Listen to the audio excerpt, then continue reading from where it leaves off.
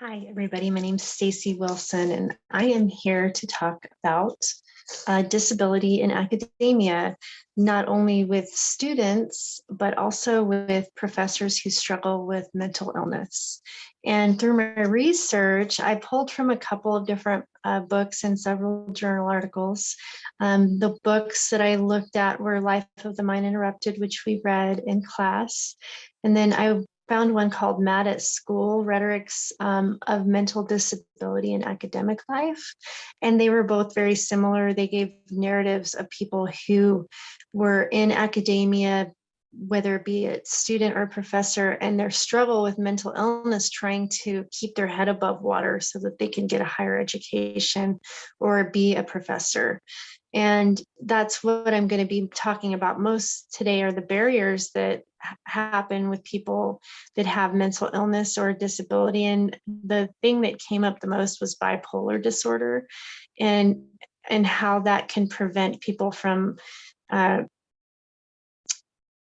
succeeding, basically, from being successful, and the struggles that they have to pretend that they are okay, and there are so many stereotypes, and you're marginalized if you do disclose the information. A lot of the time, unfortunately, we are covered under the American Disabilities Act, but unfortunately in some situations, like the professor, for example, they may be an adjunct professor, and if that information is disclosed, not enclosed, then there could be problems. They could lose their job for something else. They could have less classes to teach. And if you're dealing with a mental disability and you have less classes to teach, and maybe you don't have health insurance, then it's going to be even harder to afford to get your medications or things you might need to really thrive in an environment like that. And so there's a critical model of disability, and it places equal emphasis on socially constructed disability and individual impairment, and it offers a useful lens to study the psychological needs of students and the social context of receiving help. So it's giving you both, not just leaving it up to the university or the government, but also allowing for agency and empowerment to happen through availability or accessibility. And that's one of the things that in Life of the Mind of Interrupted, she mentions, is that, I don't really prefer the word accommodation, because if you think of what accommodation is, it's like getting yourself a hotel room, or someone's taking you by the arm and accommodating you, and why can't you just do this yourself? And are you more disabled or less disabled than somebody else? That's usually a question that comes up, because bipolar is an invisible illness, so you can't see it, and it's unfortunate that you can't just show them your brain, but it happens like that. So one of the things that people can do, now let me define bipolar by the WHO. It's at least 2 episodes in which the patient's mood and activity levels are significantly disturbed. And this disturbance is consisting on some occasions of an elevation of mood, increased energy activity, which is called mania, or lower mood, decreased activity, or depression. And so that's what bipolar people struggle with. They don't want to be bipolar. Nobody wants to be bipolar. It's not something that they prefer. It's, even with the right medication and counseling, the stress of school can make it even harder on a bipolar person to get their work in on time, to show up on class on time, and that sort of thing. And to be vulnerable and ask for help is really tough for a bipolar student. You can go to students with disabilities services and get help. And usually there's a long wait for that. And with that comes, you have to have paperwork to show that you're bipolar or you have some other mental illness. And so then they refer you to a psychologist, And that can take a long time to get in, especially now with coronavirus, because from what I've read, mental illnesses are skyrocketing right now because of the coronavirus and the effects it's having on everybody's lives right now. So, and I think with everybody having to be on Zoom and the anxiety that goes along with that too could be another pressure, because you're having to do a lot of things on your own. It isn't the normative class. The normative class, which you just show up to the class, you go to the discussion, you engage in the discussion, and then you take your test and you call it a day. That is the normative class. However, that doesn't work for everybody. You know, bipolar people, they can be tired sometimes because they don't sleep, or maybe they're on medication. And with professors, what they were saying is a lot of times they would pick classes that were later on in the day because they take heavy medication at night. And so they would be tired the next morning.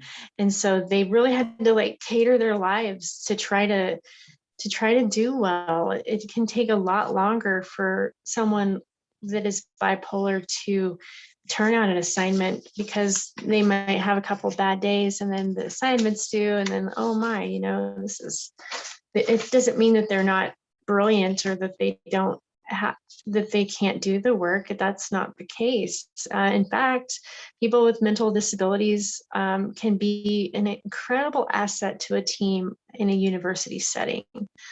There's a concept called albiism I wanted to talk about, which is the societal attitudes that devalue and disregard people with disability. And denoting an attitude that devalues and differentiates disability through the valuation of able-bodiedness equal to normalcy. So being bipolar, you are able-bodied, but mentally you are not it's not happening for you. So that is a stereotype that can happen. It situates a barrier between the institution and the student's actual physical body.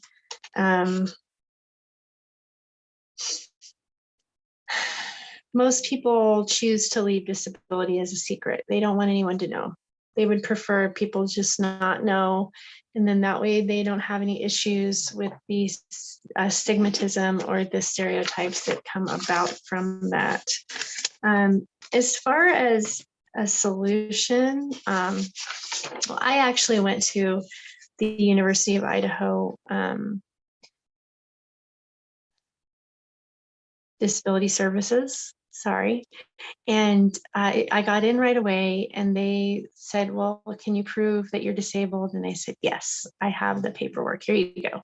And then they asked me if I could get my medical records, and I was like, I already told you all this other stuff. I don't really want to show you my medical records. It's a mess. I don't want you to see that. And so I was deterred away from that. I decided that, you know what, I'll just pull myself up by my bootstraps and make this happen on my own, because I don't really feel that, you know, I want to give my medical records.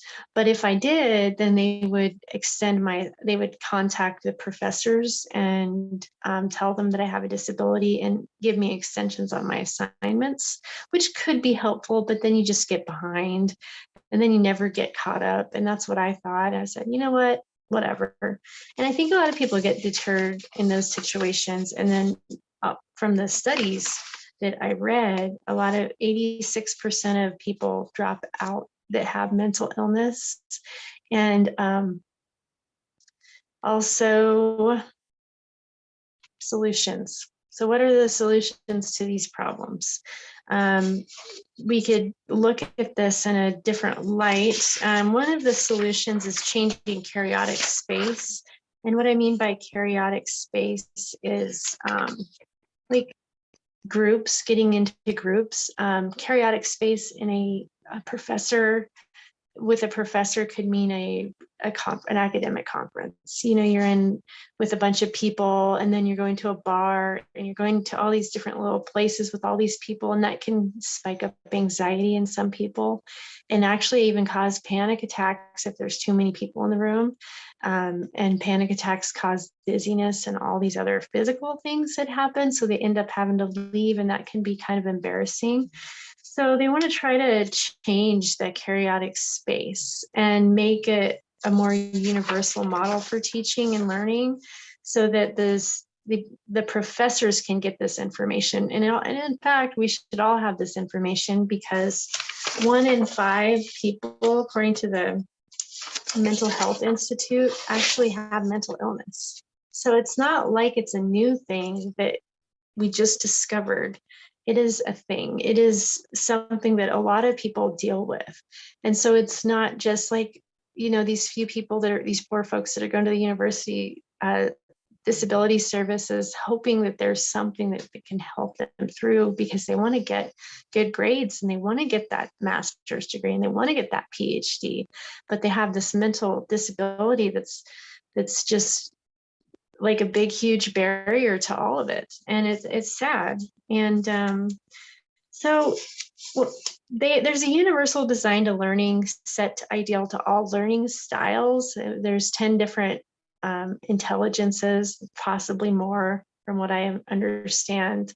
And mine is kinesthetic. So I'm a kinesthetic person. I have to be moving before I can absorb the information. And so I'm a note taker.